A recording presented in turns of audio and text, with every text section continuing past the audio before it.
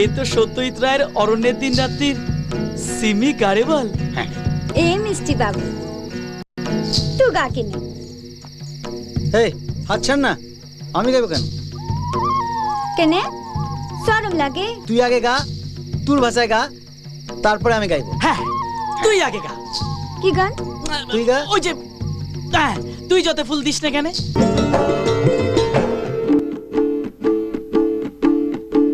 তুই যত ফুল দিস না কেনে, বকুল যদি না দিস নে, আমি তোর কোনো কথা শুনবো না।